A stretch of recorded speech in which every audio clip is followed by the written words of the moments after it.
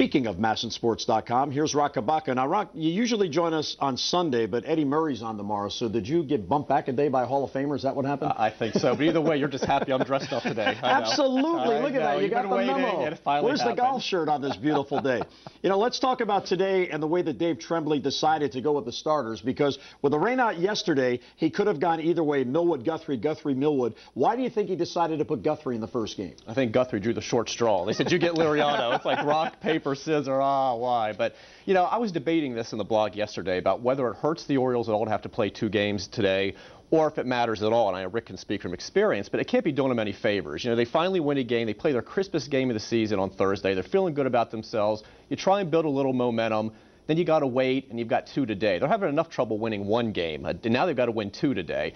But at least with Millwood, you've got that veteran, that innings eater. And I think maybe you put him in game 2 and figure that he, no matter what you have to do with the bullpen in game 1, and Guthrie's capable of getting deep in games, but no matter what you have to do, go for it, because you've got this guy in game 2 that you figure is going to get you in the 7th or 8th inning or beyond. And it takes a lot of pressure, because that's the big danger of a doubleheader, is you can burn out your bullpen and then be forced maybe to make a roster move tomorrow. So I think it's just having him in game 2 is kind of that guy that you can depend on to get you deep, and you won't have to go into the bullpen. But you've got other issues, though, now. Guys that maybe are going to have to sit today who normally would have played every game in the series. Matt Wieters is not going to go ahead and catch both ends of this doubleheader. Maybe he DHs game 2. Adam Jones, might have played every game, but now you wonder, because he had that strained hip, and even he was scratched Wednesday, he played Thursday, got the rest Friday, but you want to tag 18 innings on him today, so he may have to sit. So now Dave Tremblay's got to get creative with the lineup. It just causes a lot of headaches. I think they'd rather have gone ahead and played yesterday.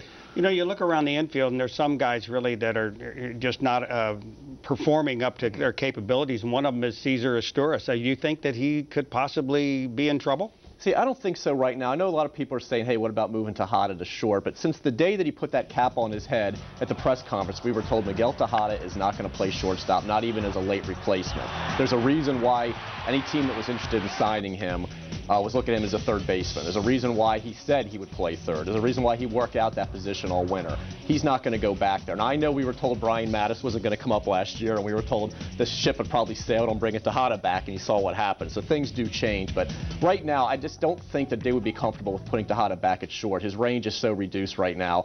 And, you've already got really a shortstop playing third. You got a third baseman playing first when Atkins is in the lineup. You got a first baseman playing second with Wigginton. So, at least you've got this steady guy, Gold Glove caliber defense at short, and his Torres. And you know what? If everybody else was hitting, we probably wouldn't even be having the discussion. Mark Belanger played a lot of years at short with a low batting average, and nobody cared because of the glove and all the other guys in the lineup. But the fact that no one's hitting, then you kind of look at his Torres' average and say, where can we get more offense somewhere in this lineup? But I don't think you're going to get it by moving it to Tejada to short. When the team was in New York, the first stop on this road trip, Andy MacPhail publicly came out and he said that, you know what, if you guys don't start hitting, we're going to replace you. We got guys to be replaced. So what might happen? You look back to Ryan Hughes. I love what John Stockstill's doing in the minor leagues. He has these guys prepared. He has these guys thinking that, you know what, if I put up numbers, I might get the call, because Ryan Hughes already has. Is there anybody down there right now that you think might be imminent to come up to the big league club? It's interesting. MacPhail went publicly. He said he's not going to put up with guys struggling anymore. If you have options, you could get sent down.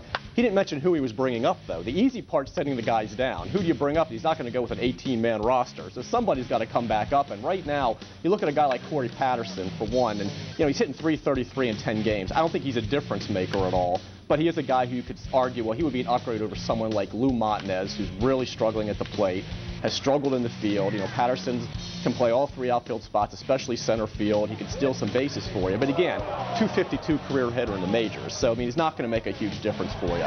Josh Bell's the intriguing guy right now. His average is up to .274. Had a walk-off home run last night. That's home runs in 3 straight games. He has 6 for the season now, 18 RBIs. He's hitting 14 of his last 17 games. But again, this is a guy we kept hearing was going to stay in the minors. He's not going to move to hot off third. At the most, maybe a September call-up. We don't know. But now you've got to look and say, you know what, if they continue to struggle this much, maybe he's a guy you look at and say, okay, give him some at-bats at DH as a switch hitter. A guy like Luke Scott maybe has to go down because he's struggling so much. He's not playing a lot and he has options. So maybe you go ahead and make that move sooner than we thought. Hey, Jimmy and I have been taking batting practice. Well, that's another option. No, you don't want me there, I'm telling you. Well, hey, you had home runs at 3 straight games, we could be better RBI than 4 what's like Josh going on. Bell, you're going to get noticed.